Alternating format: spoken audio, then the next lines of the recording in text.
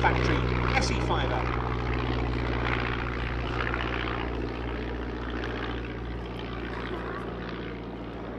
Showing the progression was part of the team of Royal Aircraft battery designers which came up with this new fighting scout.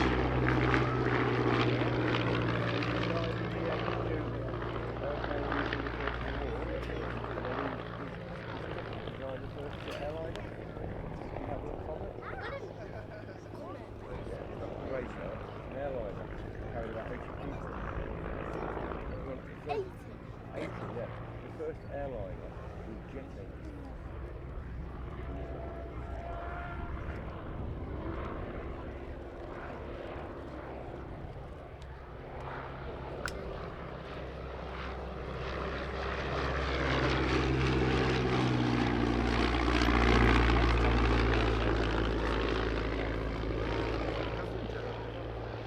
This was one of those aircraft that took a little time to perfect.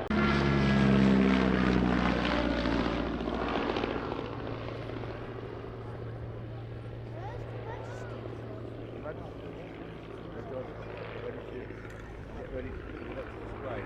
So as soon as the S.E.5's finished, they'll come from behind the trees somewhere.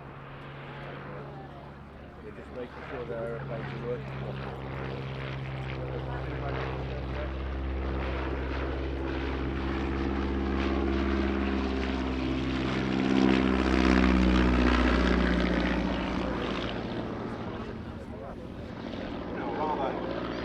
Seeing some Bristol engined aircraft later, and we have plenty of Bristol classic cars.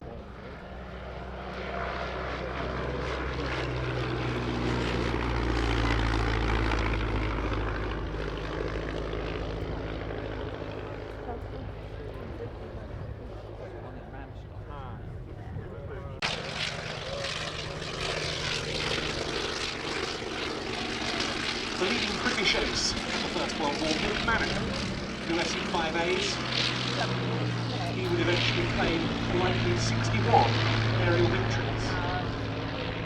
And then there was James making full use of the big meadow, as we call it, landing area over on the far side of the runway to angle off as much as possible into wind, and on that occasion it was Sonny Davies doing so for the S.E.5a. Avro 504K.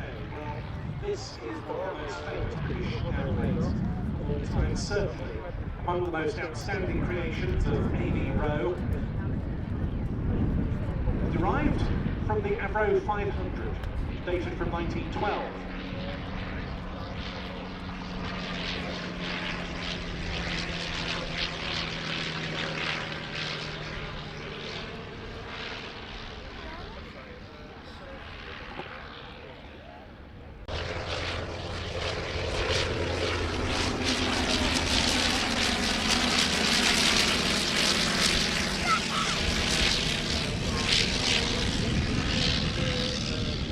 To avoid detection of enemy spies.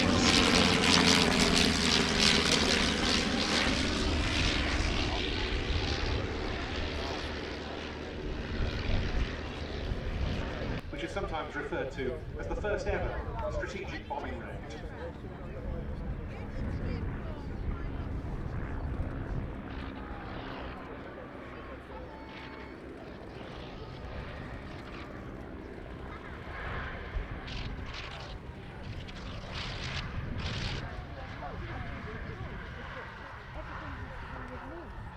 Characteristic blipping sound on the, in this case, 9-cylinder Le Rhône 9J rotary engine of 110 horsepower as the Avro 504K comes into preeminent trainers of both the First World War and thereafter.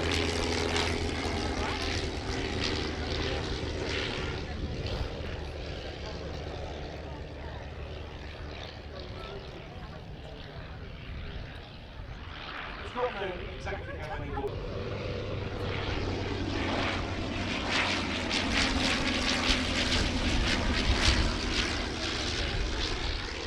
But a name that deserves to rank alongside Rowe is that of Frank Bartlett, who started in aviation by building a glider with his brother in Scotland in 1905. He moved on from that to powered aircraft, one of his creations made Scotland's first powered flight in 1909. In 1911, he was taken on as a designer, which overall company, Bristol.